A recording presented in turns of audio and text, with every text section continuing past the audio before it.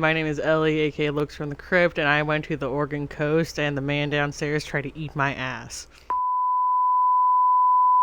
So I went to go see Longlegs on Tuesday night, and one thing I will say is I did not leave the theater crying, shitting, pissing, coming, throwing up by any means, but I did have a pretty fucking good time. So if you want to hear more about what I thought about Longlegs, probably one of the most anticipated movies of the year for me, and what has caused quite a big storm online with their viral marketing campaign, grab a snack, grab a drink, and keep on watching.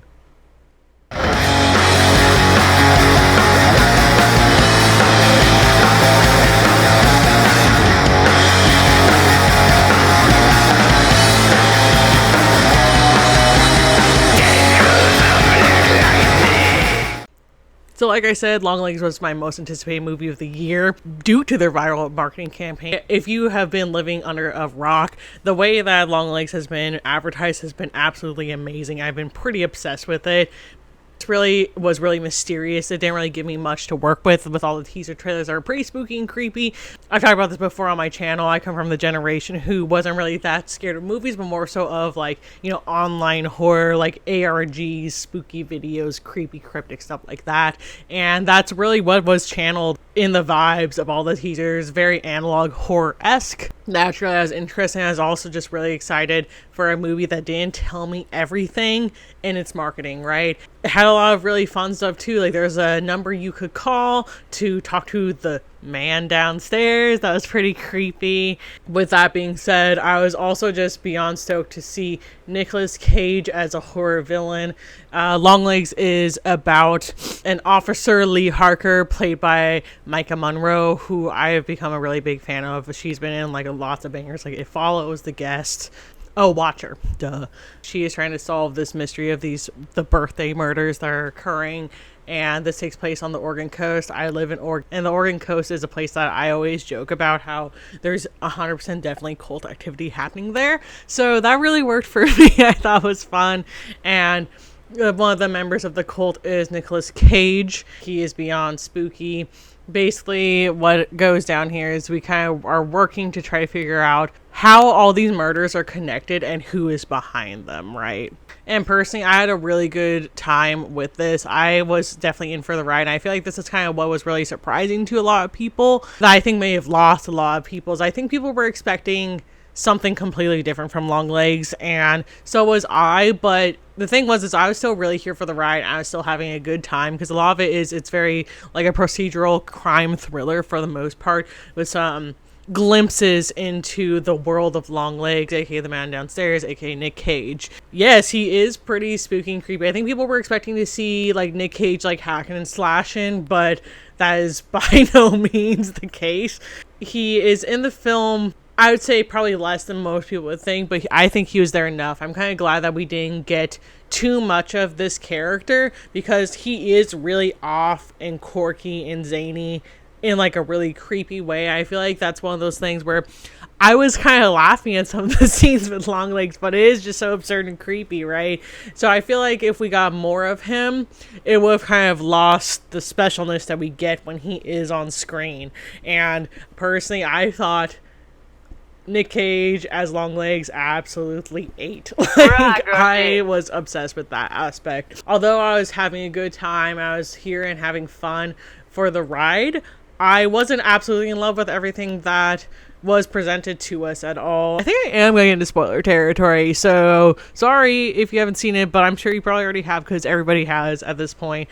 The things I wasn't obsessed with is, so how this goes is that we find out that Longlegs, Nick Cage, the man downstairs, yada yada yudu. The murders have to do with the birthdays of the young girls in these families. It's something to do with March 14th, either 6 days before or 6 days after, and it makes a symbol, all this stuff. I'm not gonna get into explaining that part as in depth. However, how he is, executing these murders is that he is sending the families a doll that looks like the child, that emits a gas that makes the parents go crazy and kill the child.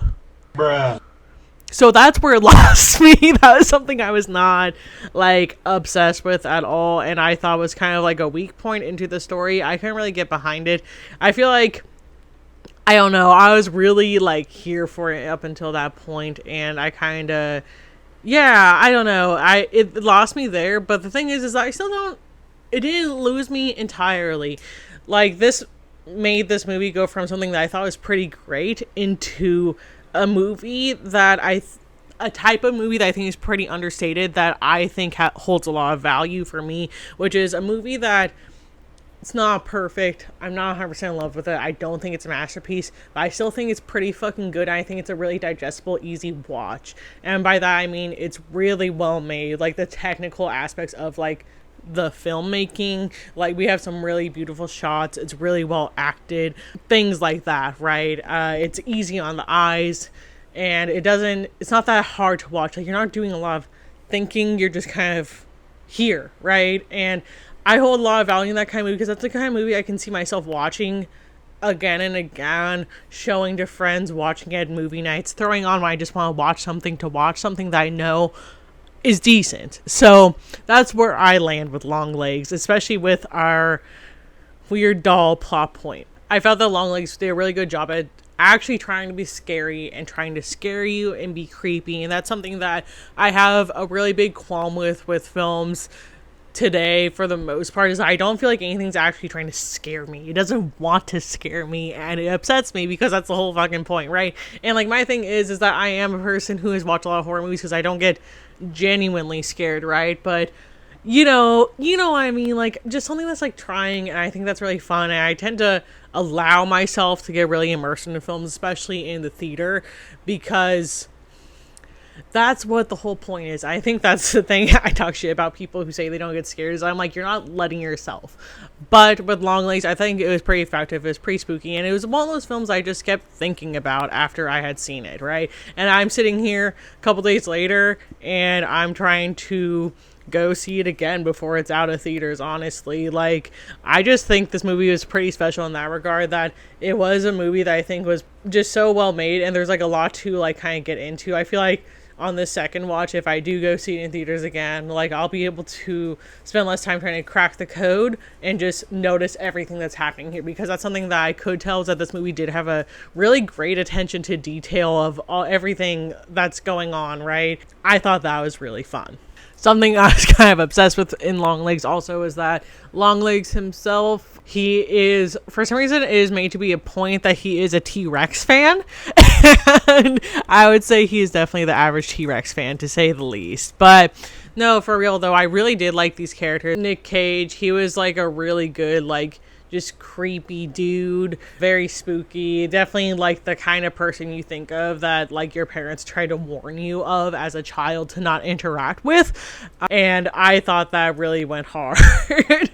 However, something I will say about Nick Cage's Longlegs is I think that they really do transform what Nick Cage looks like, but I think they need to take it a notch down and make it feel a little bit more believable. For me, it definitely felt like a person in severe prosthetics and makeup, and lost that touch of like realness I wanted and needed. I still appreciate the commitment to the bit, and I think Nick Cage definitely committed to the bit and went crazy, and that's what I love him for. I know he's slightly controversial because I feel like some people think that he's a really poor actor, but I just think he puts his whole pussy into every film. And how I've been saying, I was absolutely here for the ride and enjoyed that. I had a lot of fun with the ride, despite not being obsessed with how things completely ended. And I am not going to spoil the actual ending. I feel like I just spoiled a reveal earlier when it came to the doll aspect, right? Despite not being obsessed with the ending and enjoying this ride, like, the thing that's really funny is that this is from Osgood Perkins, who did The Black Coat's Daughter, and that's how I felt during that film. I felt like that film was really scary, had me invested, and I was having so much fun while watching. But then, like, with both of these films, the endings don't play out that well. It's not that I was like against with how Longlegs ended. I was against like the execution of it. It happens really fast and is really rushed and is just slightly underwhelming. And again, this is one of those movies, again, why I want to see it again is because sometimes when there are things I'm not absolutely in love with, but I feel like I can overlook, sometimes it's a lot easier on the second watch for me and I can appreciate it a bit more, just because now that I'm aware that there are these things that I didn't really like and wasn't really fully like about, is that sometimes on that second viewing I just care less and I'm more able to enjoy the film. Barbarian is one of those films I felt that way about, where I said this was really fun but the ending kind of lost me. But upon like second rewatches and whatever else, I ended up actually liking it a lot more. It just bothered me less now that I know that that reveal is there. I think there's like a lot of like really iconic like imagery in this film. For example, Agent Lee Harker, she receives a birthday card from Longlegs that shows us the cipher, and like the card on the front, I'll like insert an image somewhere, but it was giving like the little toy phone from Skinamarink. I like to think that they're dating in their like movie universe because they're just so cute. The vibes go hand in hand, and I feel like just so much like really stood out. Like there's this like shot of Longlegs, his lair so to speak, where he dwells. He's a character where I feel like he dwells somewhere. He goes to his lair as opposed to he goes home to his house. You know what I mean? And he just like has his back up against the wall and staring straight in like a red lit room, and it's like messy and there's so many T-Rex posters. Like that stands out in my mind. And then there is a scene I'm not going to ruin, but it's like the scene of the movie with him while he's being interrogated. That stands out for me, and I was just having such a good time with those aspects. But with all that being said, I am having a hard time with my score for Longlegs because, again, I really did like that ride. I thought it was really pretty. The shots were really cool. Performances were great. I thought it was pretty scary. It really was creepy. I felt like I really was brought into this world of Longlegs on the Oregon coast. Granted, I do have some bias since I am familiar with the area, and I feel like it was easier for me to take myself there because I already have this connection to this place that I think is kind of creepy. So, and again, like the scares, it actually like got me. Like I was like, at the edge of my seat and like jumping at times because it was just so spooky. And like I found myself like when Nick Cage was on the screen, I was kind of having like this like grin across my face just because I was having so much fun being like creeped out by him, and I thought that was really cool. And there's like a lots of details here about like there's like a cipher we have to crack and like figure out like these patterns and stuff that I thought was pretty fun. And I feel like, again, that might be a thing that lost people just because it is a pretty straightforward crime like procedural like thriller for a good portion of the film. So I'll have to stew on it a little bit, but I'm sitting at like a 3.5, maybe even I feel like I could see myself bumping myself up to a 4 on a future viewing, but I think for now I'm sitting at that 3.5, and I am optimistic. I think I'll have a way better time on a second viewing.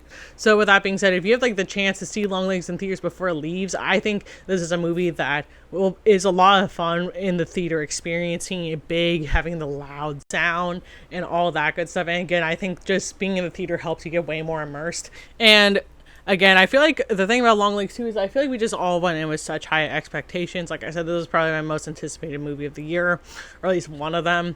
And I just had a pretty good time. And I feel like people were upset because they were expecting this masterpiece, and it just wasn't that. But I think honestly, if the marketing campaign wasn't so fucking baller, I'm kind of questioning if people would have a more positive reception because they didn't have these such high expectations.